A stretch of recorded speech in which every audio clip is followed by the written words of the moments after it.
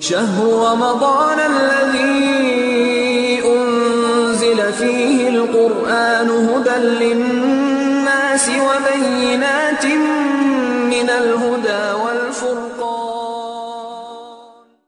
السلام عليكم ورحمة الله وبركاته. الحمد لله كفى وسلام على عباده الذين اصطفى، أما بعد، فأعوذ بالله من الشيطان الرجيم. بسم الله الرحمن الرحيم. إني جزيتم اليوم بما صبروا أنهم هم الفائزون. وقال الله تعالى في موضع آخر: إن الله مع الصابرين. وقال تعالى في موضع آخر: بسم الله الرحمن الرحيم.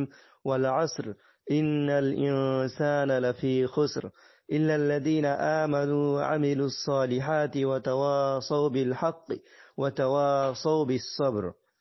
وقال النبي الكريم صلى الله عليه وسلم في الحديث: الصبر عند صدمة العلا. Murshidabad, West Bengal, India থেকে একদিনই ভাই, তিনি সবর তথা ধৈর্য ধারণ করার কি পুরস্কার আছে এ সম্বন্ধে বিস্তারিত দলিল, প্রমাণ ও রেফারেন্স সহকারে কিছু বলার অনুরোধ করেছেন। তাই আমি ইনশাআল্লাহ আজকে সবর করা তথা ধৈর্য ধারণ করা এ বিষয় নিয়ে কিছু বলবো ইনশাআল্লাহ। দেখুন, মহান আল্লাহ পবিত্র গ্রন্থ আল কোরআন সূরা নম্বর 103, সূরার নাম হচ্ছে সূরাতুল আসর, আয়াত নম্বর 1 থেকে 3 আল্লাহ রাব্বুল আলামিন বলেছেন: বিসমিল্লাহির রহমানির রহিম। ওয়াল আসর। আল্লাহ রাব্বুল আলামিন তিনি সময়ের কসম খাচ্ছেন। এর অর্থ হচ্ছে এই যে আল্লাহ তিনি যে জিনিসের কসম খাবেন, ইসলামে তার গুরুত্ব অনেক অনেক বেশি, অতএব সময়ের গুরুত্ব অনেক বেশি রয়েছে। এ বিষয়ে আরবিতে একটা প্রবাদ বাক্য আছে যে আল ওয়াক্তু কাসাইফ ইল্লাম তাকতুলুহু ফায়াকতুলুক। সময় হচ্ছে তলোয়ারের মতো, যে আপনি যদি সময়কে কাজে না লাগান তাহলে সময় আপনার জীবনকে ধ্বংস করে দেবে, সময় আপনার জীবনকে শেষ করে দেবে। উদাহরণস্বরূপ, সেটা যদি শিক্ষার বিষয়ে হয় আর আপনি যদি সময়কে কাজে না লাগান তাহলে সময় আপনার জীবনকে মূর্খতায় ভরিয়ে দেবে। আর সেটা যদি আল কোরআন ও সহিহ হাদিসকে নিজের জীবনে বাস্তবায়ন করার ব্যাপারে হয়, তাহলে আপনি যদি ইসলামকে মেনে না চলেন, ইসলামী শরিয়া তথা আল কোরআন এবং হাদিসকে নিজের জীবনে বাস্তবায়ন করে না চলেন, তাহলে এই সময় আপনার জীবনকে পথভ্রষ্টতায় ভরিয়ে দেবে, অন্ধকারের দিকে আপনাকে ঠেলে দেবে। আর এটা যদি কোনো ইনকাম উপার্জনের দিক দিয়ে হয় তাহলে সময় আপনার জীবনকে দরিদ্রতায় ভরিয়ে দেবে। আর এটা যদি আল্লাহকে ভয় করার ব্যাপারে হয় তাহলে এই সময় আপনাকে শয়তানের আনুগত্যের দিকে ঠেলে দেবে। অতএব এই সময়ের গুরুত্ব অনেক অনেক বেশি, যার জন্য মহান আল্লাহ তিনি সময়ের কসম খেয়েছেন সূরাতুল আসর 103 নম্বর সূরা 1 নম্বর আয়াতে। তারপরে আল্লাহ রাব্বুল আলামিন বলেছেন: ইন্নাল ইনসানা লাফি খুসর। নিশ্চয়ই সমস্ত মানুষ ক্ষতিগ্রস্তের মধ্যে, কিন্তু তারা ব্যতিরেকে ইল্লাল্লাযীনা আমানু, যারা আল্লাহর উপর ঈমান এনেছে, আল্লাহর সমস্ত নবী ও রাসূলগণের প্রতি ঈমান এনেছেন, আল্লাহর সমস্ত অবতীর্ণকৃত কিতাবসমূহের প্রতি ঈমান এনেছেন, আল্লাহর সমস্ত ফেরেশতাদের প্রতি ঈমান এনেছেন এবং তাকদীরের ভালো ও মন্দের প্রতি বিশ্বাস করেছে, তারা ব্যতিরেকে ইল্লাল্লাযীনা আমানু ওয়া আমিলুস সলিহাত, এবং যারা সৎ কর্ম করে, ভালো কাজ করে, তারা ব্যতিরেকে ইল্লাল্লাযীনা আমানু ওয়া আমিলুস সলিহাত ওয়া তাওয়াসাউ বিল হক, এবং যারা হকের পথে থাকে, সঠিক পথে থাকে এবং সেই হকের উপর অটল থেকে সেই হকের উপর থাকার ওসিয়ত করে। ওয়া তাওয়াসাউ বিল হক ওয়া তাওয়াসাউ বিস সবর, এবং যারা নিজে ধৈর্য ধারণ করে, সবর করে, তারপরে অপরজনকেও ধৈর্য ধারণ করার ওসিয়ত করে। তাহলে আমরা এই আয়াত থেকে কি বুঝলাম? যে সময়ের গুরুত্ব ইসলামে অনেক অনেক বেশি, তো যেই সময়কে আমরা অবহেলা করে কাটিয়ে দিচ্ছি দোকানে বা নিজের বন্ধু বান্ধবদের সাথে কথা বলে কাটিয়ে দিচ্ছি ফালতু এমন এমন কথা, যেই কথার কোনো প্রয়োজনই নেই।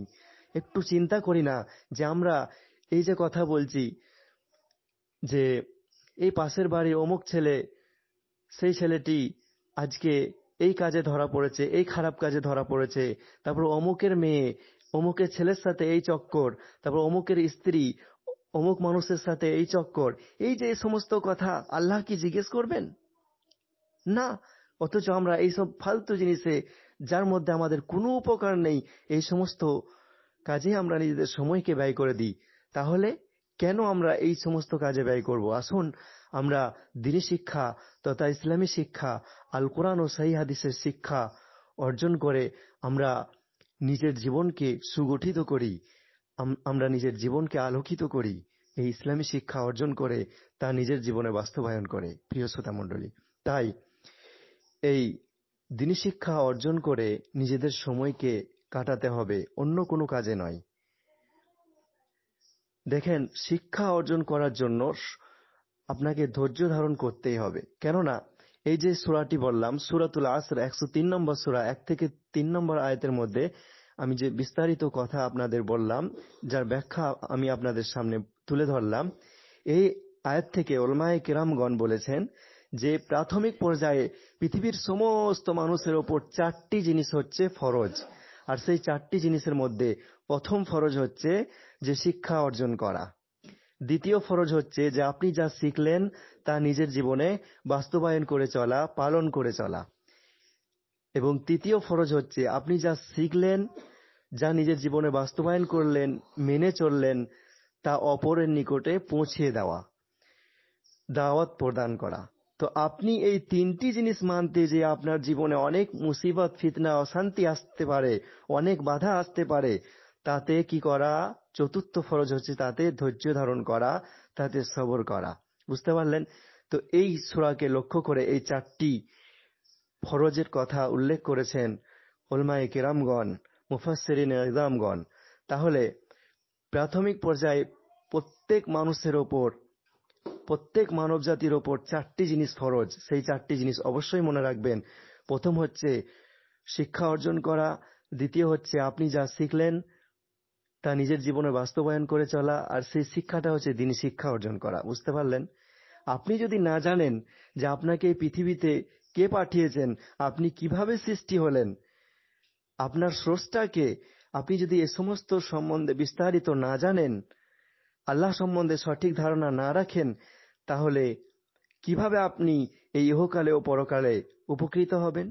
সেজন্য দ্বীনি শিক্ষা অর্জন করা প্রথম ফরজ, দ্বিতীয় ফরজ তা নিজে পালন করে চলা, বাস্তবায়ন করা, এবং তৃতীয় ফরজ হচ্ছে তা দাওয়াত দেওয়া, দাওয়াত প্রদান করা, অপরের নিকটে পৌঁছে দেওয়া। এবং চতুর্থ ফরজ হচ্ছে এই 3টি জিনিস পালন করতে যে অনেক মুসিবত আসতে পারে, অনেক ঝড় আসতে পারে, তাতে ধৈর্য ধারণ করা, সবর করা। আর বাংলায় একটা প্রবাদ বাক্য আছে যে সবরে মেওয়া ফলে। প্রিয় শ্রোতা মণ্ডলী, এই সূরাতে আরো একটা কথা বলা হয়েছে যে সমস্ত মানুষ ক্ষতিগ্রস্তের মধ্যে, কিন্তু তারা ব্যতিরেকে যারা ঈমান এনেছে এবং সৎ কর্ম করেছে, ভালো কাজ করেছে এবং ধৈর্য ধারণ করেছে, হকের পথে আছে এবং হকের ওসিয়ত করেছে, ধৈর্য ধারণ করার ওসিয়ত করেছে। বুঝতে পারলেন? তাহলে যদি পরিত্রাণ পেতে চান, নাজাত পেতে চান জাহান্নাম থেকে, তাহলে আপনার বা আমাদের সকলের কর্তব্য হবে ধৈর্য ধারণ করা, যা আমরা 103 নম্বর সূরা সূরাতুল আসর 1 থেকে 3 নম্বর আয়াত থেকে সুস্পষ্টভাবে বুঝতে পারলাম। এবং প্রচলিত ও প্রসিদ্ধ ইমাম শাফিঈ রাহিমাহুল্লাহ এই সূরাটি সম্পর্কে বলেছেন যে যদি শুধুমাত্র এই সূরাতুল আসর অবতীর্ণ হতো, তাহলে মানুষের জীবন পরিচালনের জন্য যথেষ্ট হতো যদি পবিত্র গ্রন্থ আল কোরআনের কোন সূরায় অবতীর্ণ না হতো। পবিত্র গ্রন্থ আল কোরআনের এই একটি মাত্র সূরা সূরাতুল আসর অবতীর্ণ হলেই, আর কোরআনের কোনো কিছু অবতীর্ণ না হলেও এই একটা সূরাই মানুষের জীবন পরিচালনের জন্য যথেষ্ট হতো। এই কথাই বলেছেন ইমাম শাফিঈ রাহিমাহুল্লাহ। অতএব এই সূরার কত গুরুত্ব ও ফজিলত রয়েছে আমরা বুঝতে পারলাম। এবং প্রিয় শ্রোতা মণ্ডলী, মহান আল্লাহ পবিত্র গ্রন্থ আল কোরআন সূরাতুল মুমিনুন 23 নম্বর সূরা এবং 111 নম্বর আয়াতে বলেছেন যে ধৈর্য ধারণ করার কত বড় ফজিলত দেখুন, যে ইন্নী জাযাইতুমুল ইয়াওমা, আল্লাহ রাব্বুল আলামিন তিনি সেই কিয়ামতের দিনে বলবেন, সেই পরকালে, সেই চিরস্থায়ী জীবনে, যে ইন্নী নিশ্চয় আমি জাযাইতুমুল ইয়াওমা বিমা সবারু, যারা ধৈর্য ধারণ করেছে, যারা সবর করেছে, আমি তাদেরকে নিশ্চয়ই পরিপূর্ণ বদলা দেব।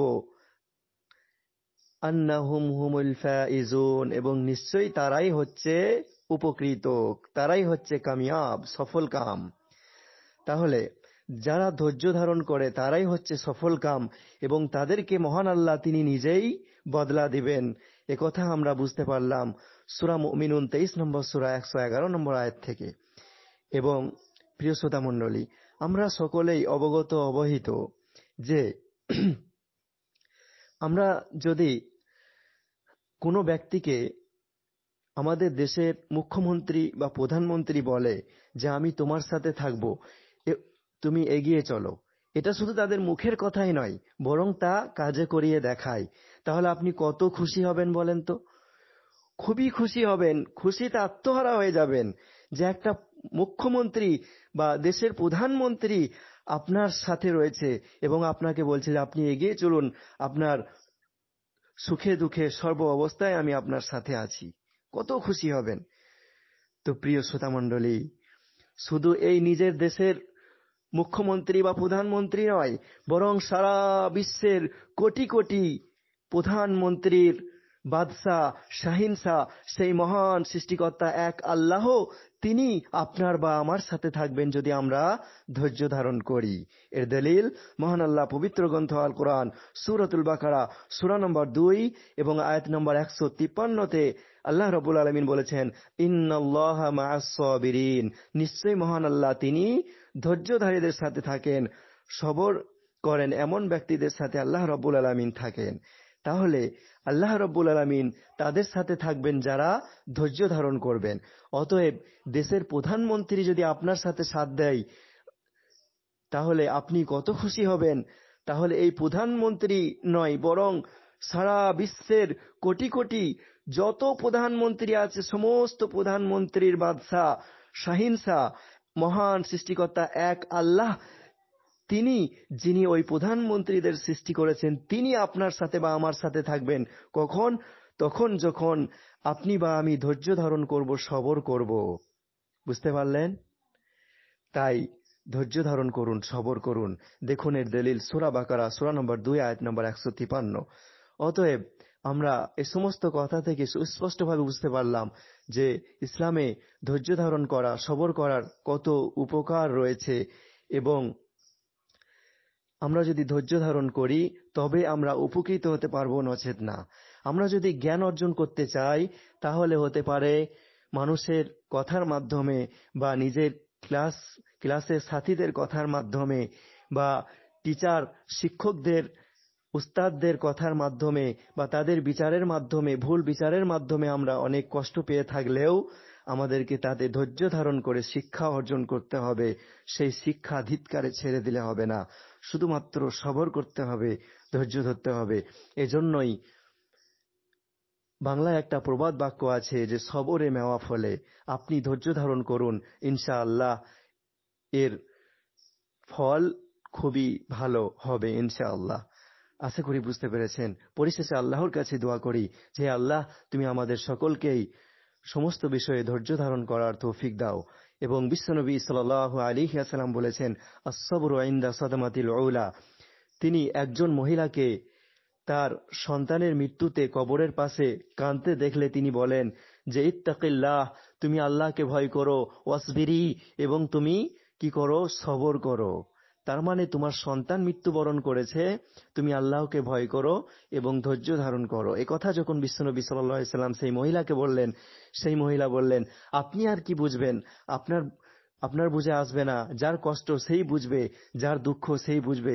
আমার সন্তান হারিয়েছে, তার কতটা ব্যথা হচ্ছে আমি বুঝছি, তাহলে আপনি কেন বকছেন, আপনি যান। এ কথায় উত্তর দিয়ে পরবর্তীতে যখন সেই মহিলা জানতে পারল যে যিনি আমাকে বললেন যে তুমি আল্লাহকে ভয় করো এবং ধৈর্য ধারণ করো, সবর করো, তিনি আর অন্য কেউ নন, তিনি হচ্ছেন বিশ্বনবী, দয়ার নবী মুহাম্মদ রাসূলুল্লাহ সাল্লাল্লাহু আলাইহি ওয়াসাল্লাম। তখন তিনি বিশ্বনবী সাল্লাল্লাহু আলাইহি সাল্লামের কাছে যেয়ে বললেন যে আমি আপনাকে চিনতে পারিনি, আমাকে ক্ষমা করবেন, আমি এখন ধৈর্য ধারণ করছি।